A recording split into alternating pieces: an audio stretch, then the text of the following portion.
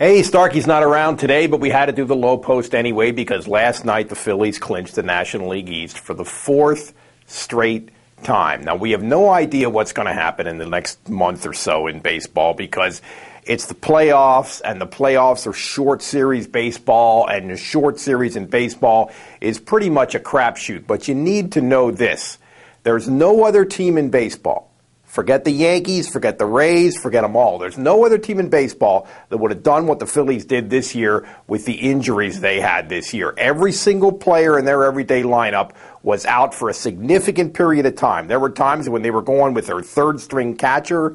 There were times when they were going with guys that we never heard of. A guy like Wilson Valdez, who has been on 10 different major league organizations and has like a .299 career on base percentage, for God's sake.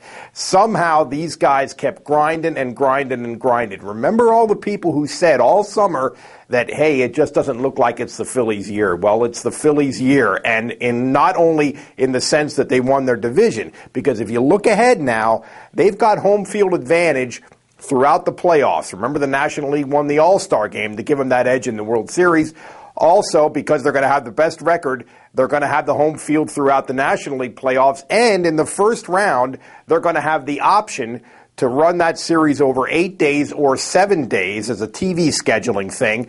And if they run it over 8 days, which of course they're going to choose to do, they can use nobody. All their starting pitchers can be just those top three guys, Hamels and Halladay and Oswalt, which is a tremendous advantage. Now, having said all this, it's the playoffs. We have no idea what's going to happen. We really don't know who they're going to be playing in the playoffs because the National League other divisions and the wild card are still up for grabs. But even if the Phillies don't win the World Series this year, what they've done is more impressive than even when they did win the World Series 2 years ago. If you're a Phillies fan, this really ought to be your proudest moment.